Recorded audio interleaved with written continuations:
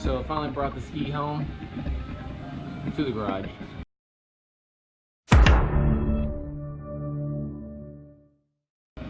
And got to finish up a few things on it. Got to ride tomorrow and Sunday at the lake. Allen Fest / Lake Texoma free ride.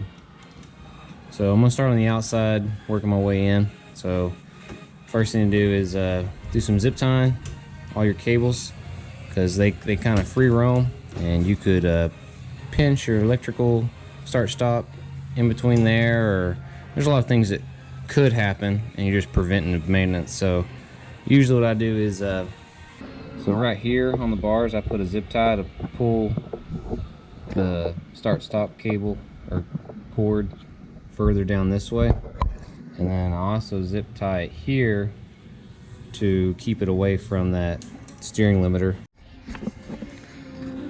Taking my pull noodle off, I'm gonna replace it with a newer one.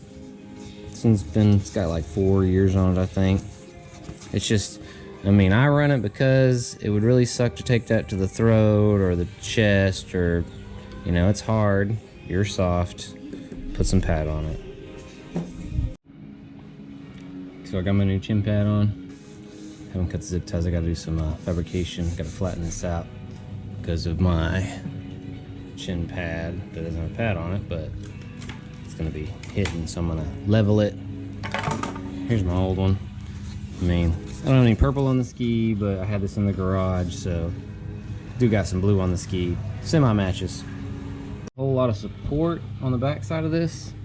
My last one I had a big like square grommet right here that's set, so I'm gonna just put a big washer.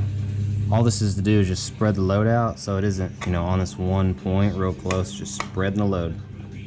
So just like that. Probably put some tape on it, hold it where she's at. Sometimes it can be a little booger bear to hold it in there and get that bolt started, and then if you ever take it off, it's gonna fall out. So just got her laying there like so, where she needs to go.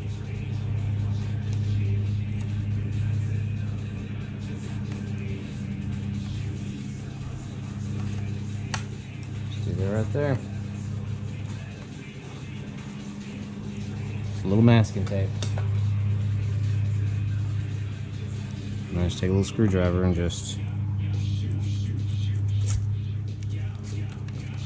and she'll push right through that. Now also, before I put these in, because these vibrate a lot, so on my bolts I either torque them, grease them and torque them, or I put Loctite on them and I snug them up, because I mean, this is just holding this on, so I don't torque it, but if you go too much you will crack this, so you got to just find that happy median. But on all my bolts up here, gotta Loctite them, otherwise they will go bye-bye in the lake.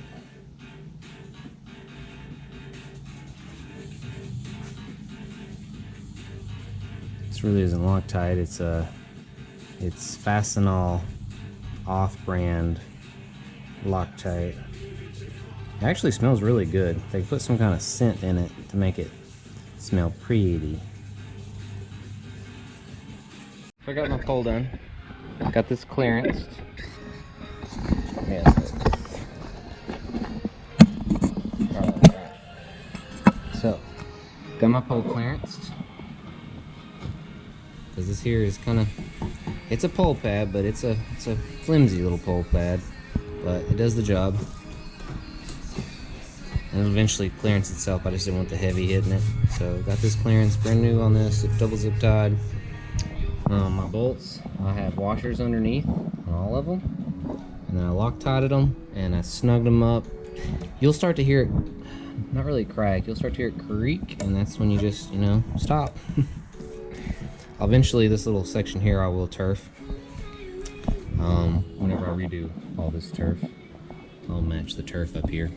So I'm going to reuse this old pole pad. I am going to replace it, but I ain't got time because got to ride tomorrow.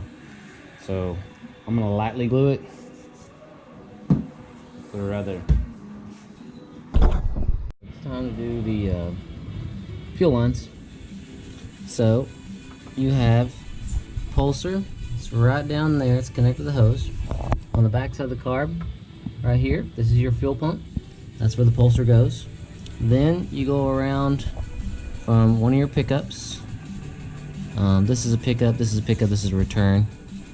So pick up to the bottom side back of your carb.